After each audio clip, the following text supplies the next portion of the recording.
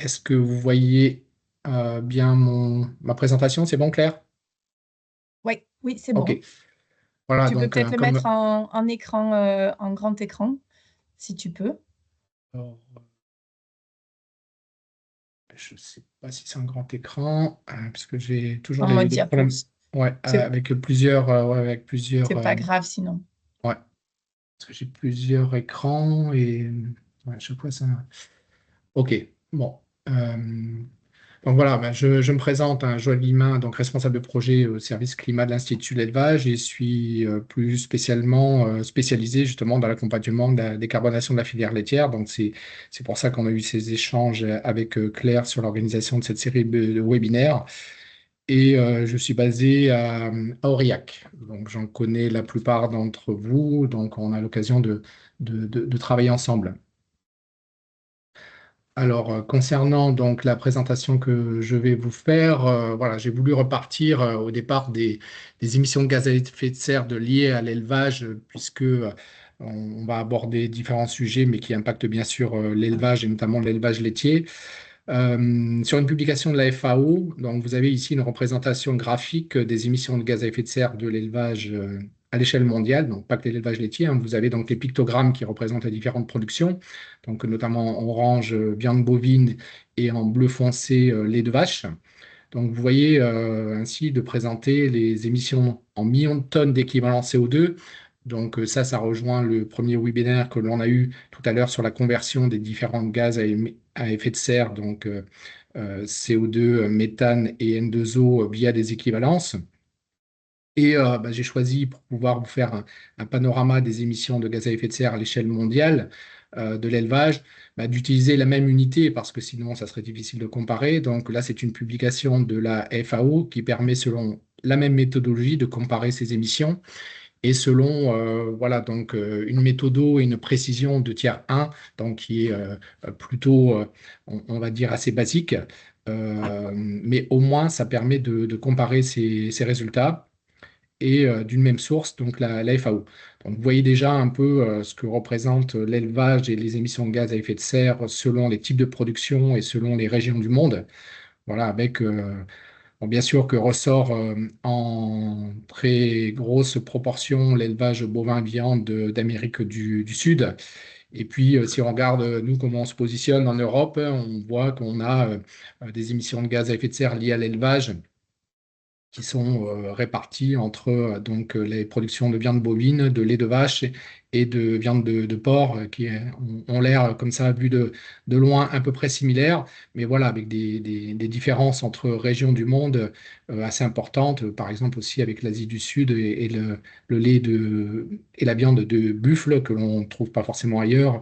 Voilà, donc ça permet simplement d'avoir un ordre d'idée des grandes quantités de gaz à effet de serre selon la taille des diagrammes et selon la couleur par type de production. C'est une première approche. Bon, bien sûr, on va descendre au niveau de certains pays. Alors, je vais faire plutôt un focus, bien sûr, sur les émissions de méthane. Là aussi, ça reprend les contenus un peu du premier webinaire, où, voilà, quand on a fait un focus sur les résultats des bilans carbone faits en région Occitanie, comme en France de manière générale, hein, on fait un focus sur les émissions de méthane puisque l'élevage, dans les bilans carbone faits sur les exploitations en bovin-lait, le premier poste d'émission, c'est du méthane. Bon, sachant que par contre, les émissions de méthane à l'échelle mondiale, donc c'est le deuxième gaz à effet de serre derrière le CO2, et sur les émissions de méthane, donc elles proviennent à 40% de l'agriculture, liée à l'élevage, aux effluents et à la riziculture. Ensuite, on a des émissions liées aux combustibles fossiles, à la gestion, l'extraction de ces combustibles fossiles et à la gestion des déchets. Lors du troisième webinaire, j'y reviendrai juste à la fin dans ma dernière diapo, on fera justement un travail pour ceux que ça intéresse beaucoup plus sur le méthane. Mais dans chaque diapo que je vais vous présenter de chaque pays, je vais revenir sur la particularité des émissions de méthane liées à l'élevage. Donc, premier pays, première diapo, l'Allemagne. Donc, les différentes diapos vont se présenter de la même façon. Donc, vous avez Donc, selon ce que je vous ai expliqué tout à l'heure, une projection suite au travail fait par la FAO en 2022, donc des émissions et de différents indicateurs techniques de la situation 2021 par rapport à 2000. Donc, en gros, en 20 ans, qu'est-ce qui s'est passé? Et vous avez donc des indicateurs sur le lait de vache. Alors, j'ai laissé aussi la viande, même si aujourd'hui on ne va pas en parler, mais vous savez mieux que moi que quand on produit du lait de vache aussi, on produit de la viande via notamment les réformes. Et donc, voilà, j'aborderai quelques indicateurs techniques sur la production de lait de vache, bien sûr les émissions de gaz à effet de serre associées, la particularité du méthane et puis bien sûr les spécificités de ces élevages et les leviers mis en avant dans chaque pays.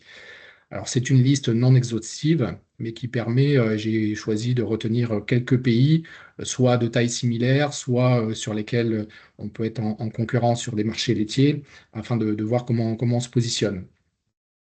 Donc l'Allemagne, avec 32 milliards et demi de litres de lait produit, une progression de plus 15% en 20 ans et donc associé une empreinte carbone qui a réduit de 28% sur cette même période, donc en 20 ans.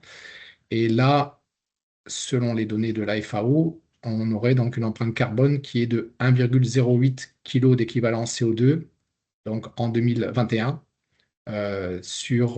Donc on ramène là comme dans Cap 2 R, hein, donc c'est des données FAO, donc selon une autre méthode, mais on ramène ces émissions au lit de lait. Donc on obtient une empreinte carbone de 1,08, donc qui a bien baissé sur cette période, et des émissions de méthane. Donc là, c'est les émissions de méthane de l'Allemagne en 2021 sont à 52,4% liées à l'élevage. Donc ça, c'est aussi pour que vous ayez une indication sur quelle va être peut-être la politique spécifique d'un pays sur le méthane et donc sur l'élevage, si la proportion des émissions de méthane liées à l'élevage est importante ou pas. Alors, vous savez que voilà, la particularité de l'Allemagne, c'est d'avoir une forte densité de bovins. Et puis, voilà, suite au regroupement de l'ex-Allemagne de l'Est avec l'Allemagne de l'Ouest, donc il y a eu sur cette période aussi une stratégie de décapitalisation d'animaux en ex-Allemagne de l'Est. Et compte tenu des systèmes d'élevage en Allemagne, un poids important des effluents dans la part de gestion des émissions. Et du coup, bah, les leviers mis en avant pour réduire les émissions de méthane en élevage bovin en Allemagne sont beaucoup liés à la gestion des effluents. En tout cas, ça n'empêche pas que les autres leviers peuvent être travaillés, mais ce qui est mis en avant, c'est le développement de la méthanisation, la gestion des bâtiments agricoles avec une politique de développement des bâtiments à faible émission, et puis la valorisation du biogaz. Donc on voit vraiment une politique très axée sur la gestion des effluents. Et un exemple, donc on reviendra tout à l'heure sur les laiteries françaises, sur une liste de laiteries françaises, elle est aussi une liste non exhaustive de leur stratégie en matière de décarbonation. Donc là, vous avez un exemple d'une laiterie qui met en place des primes aussi pour financer des leviers pour réduire de manière indirecte les émissions de gaz à effet de serre par la réduction de la consommation de concentré d'énergie et puis l'utilisation de solutions nutritionnelles. Ensuite, nous allons au Danemark. Donc, au Danemark, avec un petit pays producteur de lait, on est à 5 milliards 600 millions de litres de lait, une production laitière qui a progressé de 20% en 20 ans. Donc, et une empreinte carbone qui, elle, a réduit de 27% sur la même période. Donc, on a une empreinte carbone en 2021 de 0,90 kg d'équivalent CO2 au litre de lait. Donc là, on peut déjà comparer par rapport à l'Allemagne avant. Et puis, si vous avez en tête la France, que l'on verra plus loin, vous commencez à voir des différences d'empreinte carbone au litre selon les pays et selon les stratégies. Donc, un départ des émissions de méthane liées à l'élevage au Danemark, donc avec un poids important de l'élevage, hein, puisque 73,6% des émissions de méthane au Danemark sont liées à l'élevage.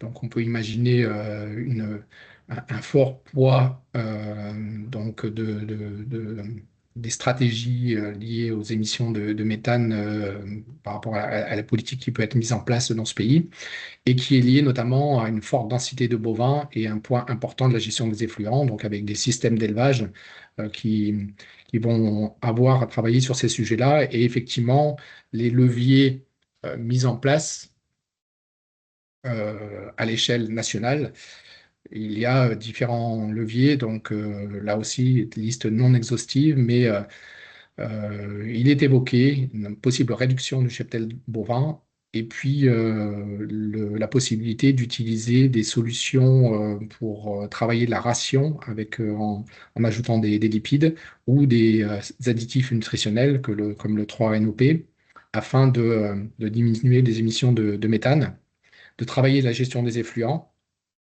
et la mise en place, donc c'est pour ça que j'ai laissé le Danemark aussi, puisqu'on y reviendra notamment à la fin, la mise en place d'une taxe aux émissions qui est projetée de 16 euros par tonne de CO2 émise en 2030 et de 40 euros en 2035. Donc on verra que certains pays travaillent sur ces solutions, dont le Danemark. On avance et donc maintenant on se rend en Irlande, un pays producteur de environ 9 milliards de litres de lait en 2021, avec une progression de la production, vous voyez, beaucoup plus conséquente, hein, de plus 75% en 20 ans, ce qui leur permet en parallèle d'avoir réduit leurs émissions d'empreinte brute. Donc on est à 0,88 kg d'équivalent CO2 au litre de lait, donc une baisse de 27% des émissions. Donc là, on a passé trois pays, on voit que avec des émissions qui sont plutôt là encore plus faibles pour ce pays ramené en kilo d'équivalent CO2 au litre de lait, et un poids du méthane lié à l'élevage, là qui est encore plus important pour l'Irlande, puisque les émissions de méthane liées à l'élevage pour ce pays sont de 80,7%, avec un système de production donc, qui est basé essentiellement sur la gestion intensive des prairies. Donc, c'est particulier à l'Irlande. Pour ceux qui y sont rendus, on s'en rend compte assez facilement. Et du coup, les leviers mis en avant pour réduire les émissions de méthane vont être liés à cette particularité, donc qui est de continuer et d'intensifier le travail sur la qualité de l'herbe. Donc, on est vraiment sur une politique de continuer à avoir une production à l'hectare qui peut être assez forte, liée à un travail important sur la qualité de l'herbe. En parallèle, un travail sur le gain génétique, bon, ça qui peut être commun, qui n'est pas spécifique forcément à l'Irlande, mais en tout cas, les organismes de recherche avec qui IDEL collabore, notamment le TIGASC, mettent cela en avant. Un travail sur la gestion des effluents. Et là aussi, hein, on entend souvent parler de l'utilisation d'additifs alimentaires. On a la même chose hein, sur les effluents. On peut travailler avec des inhibiteurs de méthanogènes hein, qui empêchent la production de méthane, la fermentation dans la partie des effluents. Et donc, eux aussi ils travaillent sur cette solution-là. Et l'Irlande met en avant qu'ils souhaitent garder leur capacité de production et que donc la réduction du cheptel n'est pas un objectif. Voilà. Par contre, comme malheureusement pour une petite partie en France, elle se fait naturellement et donc ce levier n'est pas mis en avant en Irlande. Nous nous rendons aux Pays-Bas, où aux Pays-Bas, on a une production de 14 milliards de litres de lait, donc une progression de 27% en 20 ans, avec une empreinte carbone qui se rapprocherait de l'empreinte carbone française. Hein. On obtient 1,01 kg d'équivalent CO2 au litre de lait selon la méthode de la FAO, donc une baisse de 20% en 20 ans. Un poids du méthane émis aux Pays-Bas lié à l'élevage de 51,7%, avec une particularité dans cette zone hein, d'une forte densité de production à l'hectare sur des zones herbagères et des problématiques liées à la qualité de l'eau, donc l'eutrophilisation de l'eau, et un prix du foncier très élevé. Donc voilà un système assez particulier avec ces caractéristiques-là. Ce qui fait qu'ils ont mis en avant des leviers assez spécifique que l'on retrouve pas forcément, voilà, d'un point de vue stratégique dans d'autres pays, qui est même d'aller jusqu'à la diminution du nombre d'élevages, alors qui impacte notamment pas mal en ce moment des élevages de porcs, mais ça pourrait être le cas aussi en lait, hein, donc avec rachat d'exploitation. Quand une exploitation cesse, il se pose la question, l'État se pose la question bah, de soustraire cet élevage pour pas qu'il soit remis en élevage. Et c'est voilà, lié en grande partie au problème de la qualité de l'eau, mais du coup, ça a un impact aussi sur les émissions des exploitations en bovins et d'élevage. Il travaille sur l'ensemble des leviers, donc la qualité de l'herbe, l'utilisation des additifs alimentaires, les index génétiques qui permettent de réduire les émissions de méthane, les bâtiments à faible émission, les couvertures de fosses, et eux seraient favorables à une taxation des émissions de gaz à effet de serre à partir du moment où ça serait harmonisé en Europe. Donc on voit que certains pays ont pris la décision, d'autres bah, essayent de trouver un accord européen sur ce sujet. La France, après, on ira hors Europe, mais je l'ai mis à ce moment-là pour pouvoir se resituer au moins par rapport aux autres pays européens. Donc, on a une production laitière qui était en 2021 de 24,7 milliards de litres de lait, donc qui a progressé donc, moins que les autres pays que l'on a vus, hein, de 7% en 20 ans, et qui malheureusement, sur les dernières années, a tendance à décroître avec une empreinte carbone de 1,05 kg d'équivalent CO2 au litre de lait, donc qui a baissé de 25% en 20 ans. Alors vous avez peut-être en tête les données que l'on publie dans Cap 2R. Donc là, on est un peu au-dessus de ce que l'on publie en Cap 2R, puisqu'on est plutôt à 1,01. C'est ce que je vous ai présenté lors du dernier webinaire de décembre. Donc là, c'est voilà, l'explication de la différence, c'est aussi que c'est lié à la méthode de la FAO, mais c'était bien d'avoir cet indicateur pour comparer par rapport aux autres pays. Des émissions de méthane en France liées à l'élevage de 60,4%. Donc on peut comprendre aussi que justement dans le cadre de la planification écologique, quand on veut agir sur le méthane, l'élevage va être concerné vu le poids du méthane lié à l'élevage en France. Et puis, par rapport à la présentation des systèmes d'élevage bovin-lait en Europe, nous, avec une diversité de systèmes, hein, vous le savez, donc notamment liés à des systèmes fourragers, avec des proportions de maïs pour nourrir les vaches laitières, différents selon les régions.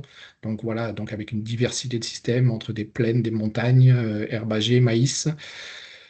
Ah, donc, pas forcément un seul type d'élevage laitier, une seule façon d'alimenter les vaches laitières en France.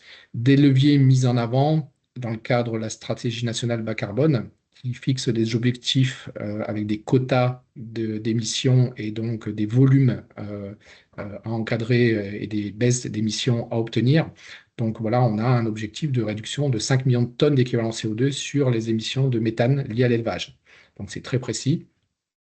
Et en France, là, j'ai voulu mettre en avant ce que l'on explique beaucoup en formation quand on accompagne les structures de conseil en élevage, c'est que le premier levier mobilisable, c'est l'optimisation du système, où voilà, on voit qu'on a des gains liés à la partie gestion de l'alimentation, santé, repro, qui, je dirais, pourrait être facilement applicable et qui permet d'avoir un gain économique pour l'éleveur, qui présente un intérêt bien sûr technique. Voilà, donc le premier levier. On travaille sur tous les autres leviers que l'on met en avant sur les solutions nutritionnelles, la génétique, l'adaptation des outils de conseil. Et ça fera notamment l'objet du troisième webinaire où on interviendra sur la présentation concrète du projet Méthane 2030 qui revient sur tous ces sujets-là. On va sortir de l'Europe et on va aller un peu plus loin. On va aller au Brésil, donc avec une production laitière de 36 milliards de litres de lait, donc une production qui a augmenté de 78% en 20 ans.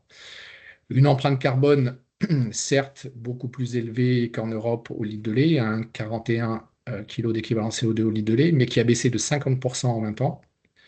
Des émissions de méthane liées à l'élevage, donc de 63,5%. Par contre, voilà, la particularité, ce que vous avez sûrement en tête, c'est un fort impact de l'élevage sur le changement d'affectation des terres, hein, notamment la déforestation associée, et qui impacte bien sûr le Brésil, mais qui impacte aussi dans le cadre de nos émissions importées en France, quand on utilise du soja issu de la déforestation qui est produit par exemple au Brésil, bien sûr que ce soja arrive avec son empreinte carbone qui est élevée, puisque elle peut être liée quand c'est du soja non tracé, à la déforestation de terres dans ce pays. Du coup, les objectifs de ce pays en termes de réduction des émissions liées à l'élevage bovin, eux aussi se sont fixés des quotas. Et bon, la particularité aussi d'avoir des systèmes d'élevage avec des feedlots, donc de l'élevage assez intensif. Mais bien sûr qu'ils mettent en avant surtout la restauration des hectares de surface dégradée, de pâturage, donc un objectif de réduction de 30 millions d'hectares de pâturage dégradé et du reboisement de 4 millions d'hectares. Et puis, par contre, sur l'engraissement intensif, pour eux, ils considèrent que ça permet de réduire les émissions de CH4 au kilo de viande. Donc, aujourd'hui, il n'y a pas une volonté de réduire ce type d'élevage, puisque ramener au kilo de viande, ça leur paraît cohérent. La Chine, donc la Chine, un pays producteur à hauteur de 37 milliards de litres de lait, une production qui a cru de 332% en 20 ans. Donc là, on n'est pas du tout sur la même proportion que ce que l'on peut trouver en Europe. Une empreinte carbone ramenée au kilo d'équivalent CO2, au kilo de lait, pardon, de 1,45 kg d'équivalent CO2, donc qui a réduit elle aussi de manière assez importante de 42% en 20 ans. Un poids du méthane lié à l'élevage moindre de 12,8%. Alors là, on pourrait se poser la question, mais là, c'est bien sûr lié aux autres postes d'émissions de gaz à effet de serre et notamment de méthane en Chine, liés aux énergies combustibles, à l'extraction voilà, d'autres sources et notamment de gaz et de charbon, voilà, qui fait que en proportion, euh, malgré le poids de l'élevage, les émissions de méthane paraissent faibles dans ce pays par rapport à l'élevage. Et on a une dynamique très forte d'évolution de la production laitière, hein, donc c'est 332%, mais elle est toujours sur la même dynamique, malgré une production par vache qui est encore à 3000 litres. Voilà. Les leviers aujourd'hui, j'ai laissé le titre de chapitre, mais la Chine n'a pas fixé d'objectif de réduction des émissions de gaz à effet de serre de l'élevage. Simplement, comme d'autres pays, on le verra, souhaite continuer à faire une veille scientifique, technique autour de ces sujets, puisqu'ils sont toujours dans une dynamique, ce que j'ai dit auparavant, de maintenir une production laitière en croissance, puisqu'ils sont encore légèrement déficitaires donc en production par rapport à leur consommation, que ce soit en lait ou en viande. Et à ce jour, ils autorisent l'utilisation de certains additifs alimentaires. Alors la Chine, comme d'autres pays hein, du groupe des BRICS, voilà, affirment leur volonté de ne pas vouloir freiner leur économie et veulent continuer à pouvoir augmenter leur production, leur capacité de production et ne pas avoir de contraintes réglementaires qui les limiteraient, notamment liées à la réduction des émissions de gaz à effet de serre de l'élevage. L'Inde, voilà, donc on continue à augmenter les niveaux de production, hein, puisqu'on est là maintenant chez le premier producteur laitier mondial, avec 226 milliards de litres de lait, une progression de 229% en 20 ans, avec la particularité que la moitié de ce lait produit est autoconsommé par les éleveurs. Donc, voilà, un contexte quand même très différent de ce que l'on connaît dans d'autres pays qui peuvent être aussi exportateurs, euh, avec une empreinte carbone de 1,56 kg d'équivalent CO2, donc qui est supérieur à ce que l'on a vu dans d'autres pays. Et là aussi, par contre, qui a quand même beaucoup baissé, puisqu'on est à moins 47% en un temps, et un poids des émissions de méthane liées à l'élevage en Inde de 48,1%. La particularité d'avoir, bien sûr, pas que des vaches, d'avoir aussi un troupeau important de bufflonnes, hein, ce qu'on avait vu tout à l'heure sur la première diapo, donc qui sont aussi des ruminants et des zébus, donc d'autres types aussi de bovidés qui émettent des gaz à effet de serre, donc peut-être avec voilà, des travaux scientifiques sur ces autres bovidés qui sont peut-être moins développés. Les leviers mis en avant pour réduire les émissions de méthane, ça rejoint ce que l'on a vu juste avant sur la Chine. Aujourd'hui, c'est une veille scientifique et technique active avec un contexte de production laitière toujours important. Donc un programme qui est toujours d'augmenter la taille du cheptel bovin, puisque aujourd'hui l'Inde est juste, on va dire, à l'équilibre entre production et consommation, mais une volonté de pouvoir nourrir sa population qui est toujours en forte augmentation et éventuellement une capacité d'exportation à venir. Les États-Unis, une production de 102 milliards de litres de lait qui a progressé de 35% en 20 ans, une empreinte carbone qui, elle, va se rapprocher de ce qu'on a pu voir dans différents pays européens de 1,10 kg d'équivalent CO2 au litre de lait, qui a baissé de 24% sur les 20 dernières années, un poids du méthane de 36% lié à l'élevage aux États-Unis, avec là la particularité d'un élevage bovin qui est soit associé à la gestion de systèmes extensifs sur des herbages extensifs, soit dans des grands feedlots, donc avec des extrêmes, voilà, dans la gestion des bovins dans ce très grand pays. Et des leviers mis en avant qui, un, travaillent sur la gestion des effluents par la méthanisation, mais voilà, vu leur système dual, qui n'est pas remis en cause, une volonté de poursuivre l'intensification de la production pour réduire les émissions à l'unité produite. Donc, par litre de lait, par kilo de viande vive, l'intensification pour eux peut être une stratégie à continuer l'intensification. Et le dernier pays que l'on va aborder, qui est un pays euh, producteur de 21 milliards de litres de lait, 22 presque, donc qui voilà, peut-être pèse un peu moins à l'échelle mondiale, mais voilà, sur lesquels on communique, on a souvent des échos par rapport à leur avantage concurrentiel sur certains marchés. Et là, j'ai voulu laisser leur diapo, puisque on a une empreinte carbone au litre de lait qui est à 0,77, donc qui est la plus basse de celle que vous avez pu voir dans cette présentation et qui a été diminuée de 20% en 20 ans. Un poids du méthane très important de ce pays lié à l'élevage de 84,7%. Et donc une production qui est très, très basée sur l'herbe. Donc voilà, avec des leviers qui vont être, eux, de continuer à travailler sur la sélection génétique de leurs animaux, hein, adaptés à leur territoire, à leurs conditions météo et au système herbager de leur pays. Donc, travailler sur la génétique avec des flores moins méthanogènes, investir aussi sur toutes les solutions pour agir sur la production justement de méthane, que ce soit au niveau du rumen ou dans les effluents. Et ils envisagent, eux également, comme certains pays européens, des taxes sur les émissions.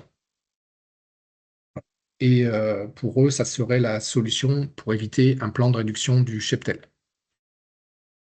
Voilà, compte tenu de l'heure, maintenant on va passer à plutôt la deuxième partie. Alors j'ai fait deux diapos intermédiaires qui sont un petit focus sur qu'est-ce qui se passe en Occitanie, hein, puisque le webinaire aujourd'hui était axé en lien avec le CREA d'Occitanie. Donc simplement, j'ai mis deux diapos pour voir comment se positionne la région Occitanie de manière globale, puisque l'autre jour on avait vu des leviers à l'échelle d'une exploitation laitière en Occitanie au kilo de CO2. Donc en 2019, donc on avait des émissions de 30 millions de tonnes d'équivalent CO2 en Occitanie, avec un poids de l'agriculture de 28,3%. Quand on regarde le graphe de droite, Donc, les objectifs fixés dans le cadre de la planification écologique sont voilà, vous avez une présentation. Donc, en 2019, le poids de l'agriculture, donc les 28,3%, ça représente 8,5 millions de tonnes d'équivalent CO2. Et des objectifs ont été fixés donc pour 2030, donc d'une baisse des émissions à l'échelle de la région de 54%, dont moins 34 pour l'agriculture. Et on obtiendrait, si les objectifs sont respectés, des émissions pour l'agriculture de 5,6 millions de tonnes d'équivalent CO2. Alors, sur focus méthane sur la région Occitanie, donc aujourd'hui, les émissions de gaz à effet de serre agricoles sous forme de méthane représentent 42% des émissions, ce qui fait 3,6 millions de tonnes d'équivalent CO2. Et dans le cadre d'une étude faite par l'ADEME en septembre 2021, la principale action qui a été proposée au niveau régional pour réduire ces émissions, c'est le développement de la méthanisation et la couverture des fosses, donc un levier effluent qui permettrait d'atteindre une baisse de 0,82 millions de tonnes d'équivalent CO2. Et ce potentiel, l'ADEME a mené son étude jusqu'à un chiffrage économique, coûterait 125 millions d'euros. Donc, ce qui fait un coût ramené à la tonne de CO2 évité de presque 153 euros. Pour les structures qui accompagnent les éleveurs, ça permet de donner un ordre d'idée du coût de ce levier à l'échelle d'une exploitation, mais aussi à l'échelle régionale, si c'était des financements qui étaient à trouver pour mettre en place ce plan au niveau régional. Alors maintenant, sur ma deuxième partie, je vais vous parler donc de l'engagement des entreprises laitières dans la décarbonation en France. Alors ça se fait dans un cadre en partie réglementaire. Donc, vous avez peut-être entendu parler de la CSRD, qui est une obligation réglementaire de communiquer sur des indicateurs PAC économiques, donc notamment de durabilité, hein, donc tout ce qui est la politique RSE des entreprises. Donc, c'est une obligation qui n'est pas qu'européenne, hein, qui concerne aussi voilà, d'autres pays. Et cette obligation devait concerner, par exemple, les entreprises françaises, Lactalis et Sodial, en 2026. Sauf que très très récemment, fin d'année, une demande de moratoire a été demandée, a été posée en France sur la mise en place de la CSRD pour on va dire, des indicateurs moins exigeants pour un allègement de ce dispositif. Voilà le contexte de cette obligation. Ensuite, il y a possibilité de s'engager de manière volontaire. Donc là, j'ai repris une certification internationale d'un engagement volontaire de réduction de l'impact de l'activité de certaines entreprises, dont l'agroalimentaire. Donc, c'est le dispositif, l'outil SBTI, qui est aligné sur la neutralité carbone à obtenir en 2050. Et pour ce qui nous concerne, donc les entreprises laitières, quand elles s'engagent sur cette démarche SBTI, s'engagent à réduire ce qu'on appelle, bon, j'y reviendrai tout à l'heure, le scope 3, c'est-à-dire les émissions liées à l'achat de matières premières pour fabriquer leurs produits, donc l'achat de lait à leurs producteurs. Et donc, c'est sur ce scope 3 qu'elles s'engagent. D'autres réglementations ou d'autres engagements peuvent être possibles. Donc, en 2023 avait été acté un règlement européen, pardon, qui devait entrer en vigueur le 30 décembre 2024 sur l'interdiction d'utilisation de produits issus de la déforestation. Et voilà, très récemment aussi, la Commission européenne a décidé de reporter son application d'un an, compte tenu des difficultés à l'appliquer à cette échéance. D'autres législations ont un impact aussi sur la décarbonation avec les lois santé des sols, certification d'absorption de carbone et des projets. Donc, on l'a abordé tout à l'heure par rapport à différents pays qui ont ces projets-là ou qui souhaiteraient en tout cas que ce soit harmonisé en Europe, hein, des projets de taxes carbone internes ou aux frontières à l'entrée de produits d'autres pays. Je vais présenter les démarches de quelques entreprises un peu plus en détail. Là, j'en ai mis quelques-unes de manière succincte. Et voilà, je précise bien que cette présentation est non exhaustive, hein, donc il y a d'autres engagements. Mais j'essaie de reprendre quelques exemples avec des tailles complètement différentes d'entreprises. Donc, les coopératives laitières Pays de Loire et Bretagne, Terrena, Even et Reden, qui aujourd'hui versent une prime de 4,5 € millilitres concernant l'accompagnement des éleveurs par des diagnostics Cap 2R niveau 2, plan carbone et suivi, notamment ce qui est repris par des criels, hein, qui financent ce type d'accompagnement. La prospérité fermière qui, elle, s'engage à financer la transition de 50 exploitations pour réduire les émissions, en lien notamment avec la grande distribution. Lactalis, qui s'est engagé très récemment à réduire les émissions de son scope 3, donc ce que je vous ai expliqué tout à l'heure, hein, donc l'approvisionnement en lait via ses exploitations. Donc, ils sont engagés à réduire ses émissions de 30,3% d'ici 2030 et le développement d'un projet pilote sur 200 fermes. Savencia et Agrial, qui eux se sont engagés à mettre en place auprès de 1300 producteurs une prime climat de 4,5 € au millilitre en fonction de la réalisation des diagnostics carbone et des résultats environnementaux, à la fois sur le sujet du carbone et sur le sujet de la biodiversité. Alors, quelques présentations plus en détail de certaines entreprises. Donc, Danone, qui a mis en place un projet de réduction de l'empreinte carbone des exploitations laitières en 2016, qui s'appelle les deux pieds sur terre, avec conjointement l'amélioration de la performance technico-économique des exploitations, les santé des sols et communiquer positivement sur l'élevage. Donc, il comprend 4 niveaux. Le niveau 1 qui est de la sensibilisation des éleveurs par la réalisation de 4.2R niveau 1 avec module agronomique. Ensuite, un accompagnement personnalisé, donc on a retrouvé dans la diapo d'avant dans d'autres entreprises par la réalisation de cap 2R niveau 2, puis suivi d'un plan d'action carbone, un plan carbone et des visites technico-économiques d'accompagnement, ainsi que sur le volet agro, donc qui sont réalisées par des structures dont certaines sont présentes à ce webinaire, hein, des conseils en élevage, des chambres d'agriculture, des CER, etc.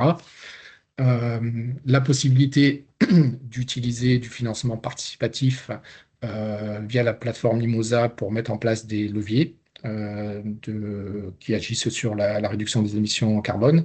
Et puis un quatrième niveau qui est du collectif par la mise en place de groupes collectifs qui travaillent sur ces sujets-là, donc en Normandie, dans le Grand Est, dans le Sud-Ouest et dans le Nord.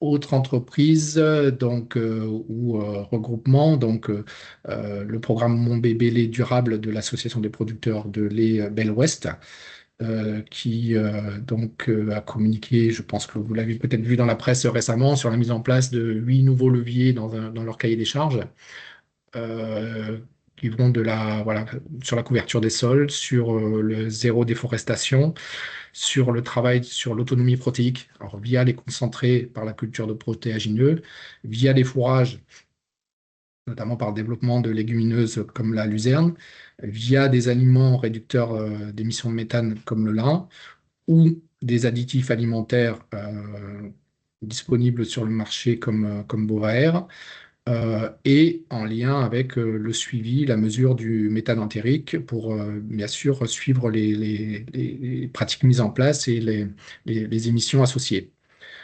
Ce nouveau cahier des charges, qui sera effectif normalement à partir du 1er juin, permettrait une attribution de primes moyenne de l'ordre de 12 € millilitre et qui pourra aller jusqu'à 25 € millilitre pour les exploitations les plus avancées en matière de décarbonation.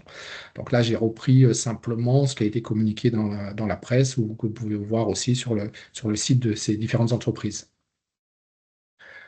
Troisième exemple, Sodial, vous l'avez vu aussi passer très récemment en 2024, la mise en place de leur prime de durabilité et d'un réseau de fermes pilotes avec des objectifs en termes de réduction des émissions de gaz à effet de serre sur l'empreinte brute et l'empreinte nette. Vous avez donc des primes qui peuvent aller jusqu'à 5 € millilitre, dont une partie sur les émissions de gaz à effet de serre, selon une émission cible, c'est-à-dire donc là selon des résultats obtenue. Donc, vous avez une prime qui, sur la partie émission des gaz à effet de serre qui peut aller jusqu'à 3 euros millilitres si l'élevage une émission brute inférieure à 0,75 kg d'équivalent CO2 au litre. J'ai essayé de reprendre, c'était des travaux que l'on avait présentés dans le cadre de Grand Angle Lait. Vous avez ici un tableau qui remet des groupes laitiers à l'échelle mondiale et française en termes de volume de litres de lait traités, d'engagement qu'ils ont pris avec l'année de référence et d'engagement en termes voilà, de diminution. Alors des scopes, alors ça reprend ce que je vous ai expliqué tout à l'heure. Donc le scope 1, c'est leurs émissions directes liées à leur activité industrielle. Le scope 2, c'est les émissions indirectes liées à l'énergie qu'ils utilisent.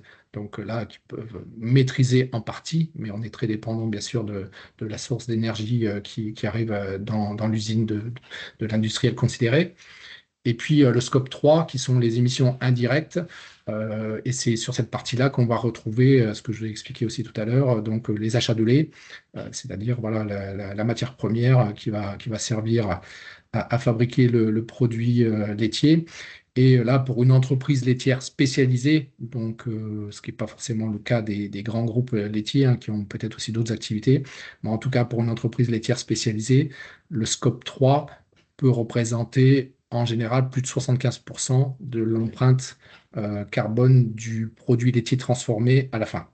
Voilà, donc, ce qui veut dire que l'engagement sur le scope 3 est très important, représente en tout cas une politique importante pour ces entreprises-là. Et vous voyez souvent un chiffre de 30%, ce qui était par exemple le cas de Lactalis qui a annoncé récemment, parce que c'est ce qui permet de respecter l'accord de Paris, et éventuellement la neutralité à 2050. Donc c'est pour ça qu'on retrouve souvent ce chiffre. L'intégration donc du carbone dans les stratégies des entreprises, ça impacte bien sûr, ça se fait en parallèle de leur chaîne de valeur, puisqu'il faut que la grande distribution, le réseau de distribution y soit associé. Et voilà, si vous allez sur le site internet du SBTI, vous pouvez consulter l'ensemble des engagements, ce que je vous ai mis avant, mais vous retrouverez tout à l'échelle mondiale. Cette démarche volontaire SBTI qui a été approuvé en cours de l'ensemble des entreprises et pas qu'agroalimentaires.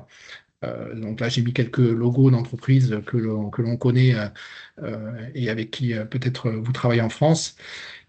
Et en parallèle, on commence aussi à voir le système bancaire qui s'engage aussi. Alors, pourquoi j'en parle ici? C'est que bien sûr, c'est un lien avec l'accompagnement des éleveurs et des entreprises agroalimentaires. Alors, j'ai mis deux exemples ici avec des tailles complètement différentes. Le Crédit Agricole, pardon, le Crédit Mutuel de Bretagne, qui accompagne une exploitation dans ces réductions des émissions de méthane donc dans le Finistère.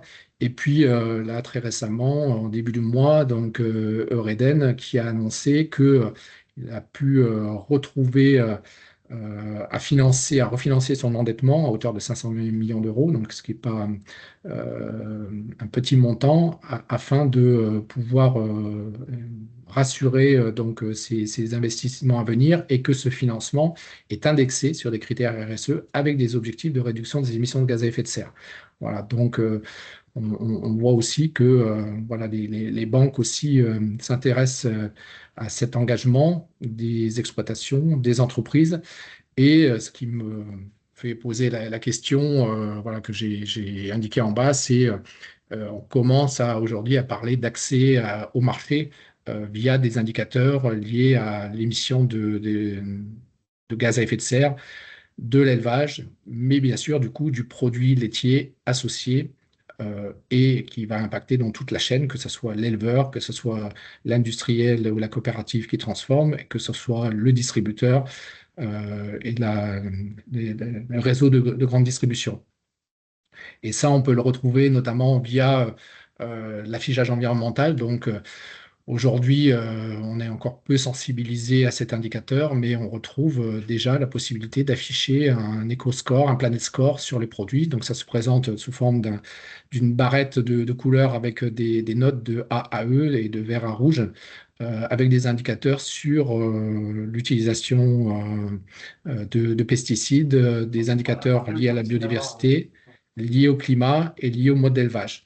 Donc, vous avez le Planet Score qui commence à être diffusé sur un certain nombre de produits, dont les produits laitiers, et des enseignes de la grande distribution qui s'associent à la diffusion de ces indicateurs, à expliquer aux consommateurs la traçabilité, l'origine des produits et les conditions de production de ces produits.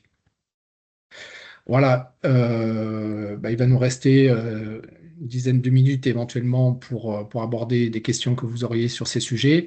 Et je reviens simplement sur ce qu'a présenté Claire en introduction, c'est que donc on a eu le premier webinaire sur l'empreinte carbone des éleveurs laitiers, des élevages laitiers en Occitanie du 17 décembre. Aujourd'hui, celui que je viens de vous présenter. Donc le troisième est déjà pardon, planifié. Donc, ça sera le 18 février sur le même créneau horaire, à 9h-10h. Voilà, un focus vraiment plus spécifique sur les émissions de méthane et les objectifs du projet méthane 2030. Et puis, un quatrième et un cinquième que l'on envisage, mais sur lequel on communiquera une fois qu'ils seront confirmés. Je vous remercie. Claire, si tu veux reprendre la Ben, parole. ouais, mais merci beaucoup, Joël, pour la présentation vraiment très, très, très intéressante. On va prendre effectivement un petit temps pour échanger parce qu'il y a peut-être des questions. Donc, simplement, si vous pouvez vous présenter juste quand vous prenez la parole, ça permet voilà, de savoir un peu qui parle. Charlotte, vas-y. Bonjour, du coup, Charlotte Jude, conseillère technique chez Biolay SS. Je voulais savoir s'il y avait eu un focus de réaliser sur les fermes bio, du coup. Alors en France, oui, hein, bien sûr on a des choses. Après, il faudrait que c'est ce qu'on appelle, nous, le cahier des charges biologique. En tout cas, si ta question, c'était par rapport à est-ce qu'on a d'autres éléments dans d'autres pays, il faudrait aussi que les cahiers des charges soient comparables, quoi. Voilà, connaître les conditions, bon, tout ce qui est donc démarches organiques, etc. On a quelques données, mais on en a quand même beaucoup moins. Voilà. Donc, et puis, on n'aura pas le panorama complet, puisque, il n'y a pas forcément ce même type d'élevage dans tous les pays, où on ne peut pas forcément les comparer. Donc, on a quelques données, j'en ai quelques-unes, si c'était ta question. Et sur les entreprises laitières, est-ce elles ont, voilà, aujourd'hui, elles gèrent des produits laitiers en conventionnel, des produits laitiers en bio. Donc, aujourd'hui, leur communication sur les gaz à effet de serre et les émissions sont plutôt liées à ce qui est en conventionnel.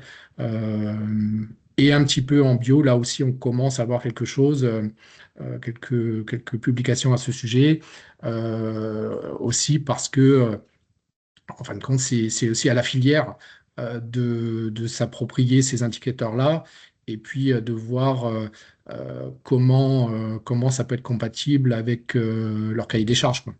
Voilà. Ok, merci.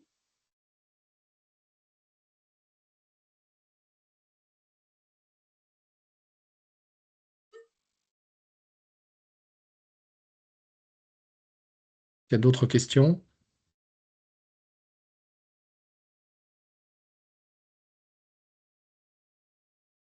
Monsieur Brio? Oui, bonjour, merci pour ces éléments. Xavier Brio, donc Association d'organisation de producteurs Sonlait. Euh, J'avais une question de compréhension là sur le focus Occitanie, sur le pourquoi axer sur les réductions d'émissions par rapport aux effluents. Je voulais savoir si c'était par rapport à un programme pilote à l'échelle nationale et que chaque région fasse une démarche, ou enfin pourquoi cet axe-là. Et puis une deuxième question, c'est aussi peut-être ça sera abordé plus tard, mais sur la région Occitanie, du coup, en termes de complémentarité culture-élevage et du coup des impacts ou des moindres impacts carbone que ça peut avoir, est-ce qu'il y a des éléments qui sont travaillés là-dessus à l'échelle régionale? Voilà, merci. Alors, j'ai des éléments, mais je pense que le Criel, donc Claire aussi, pourra éventuellement répondre. Mais sur la première partie, donc c'est l'étude ADEME, hein, qui a fléché ce levier. Alors, je pense que c'était en termes de volume C'est le premier levier, mais bien sûr que les autres ne sont pas écartés. Bon, là, j'ai repris simplement leur communication à ce sujet qui était de dire, vu l'objectif fixé pour la région, le 0,82, on l'obtient par la gestion des effluents. Voilà. Donc, ça écarte pas les autres solutions. Donc, c'est juste une présentation qui a été faite dans ce sens-là. Mais on pourrait avoir aussi un travail à l'échelle régionale et puis lister l'ensemble des autres leviers, comme je disais tout à l'heure, l'optimisation des systèmes. Alors, ce travail-là, il est mené au niveau national. Donc, Mathilde Grégoire du CNIEL pourrait en témoigner. Hein, c'est des travaux en cours. Et puis, à l'échelle régionale, on a échangé encore récemment avec Claire à ce sujet. La stratégie de la planification écologique est déclinée dans chaque région. Donc, on a des COP régionales qui se sont tenues dans chaque région. Donc, elles ont eu lieu aussi en Occitanie, donc de mémoire fin 2023, pour décliner la stratégie nationale en version régionale par rapport aux spécificités des systèmes. Donc, comme vous dites, des systèmes culture-élevage. Voilà, on n'a pas bien sûr les mêmes conditions de production en Normandie qu'en Occitanie. Donc, on n'aura pas bien sûr la même stratégie. Ce n'est pas un plan national qui va se déployer partout pareil. Je ne sais pas si tu veux compléter, Claire. Non, pas particulièrement. Ouais. Tu as bien résumé. Donc, il y a eu des groupes de travail en région Occitanie pour travailler ces sujets-là, mais qui n'ont pas forcément abouti en termes de communication. Donc, pour l'instant, ces travaux sont toujours en cours. Voilà. Ok, merci.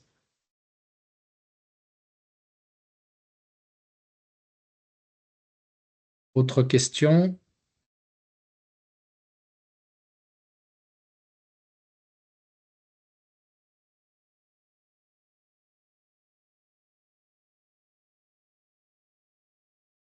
Pas d'autres questions?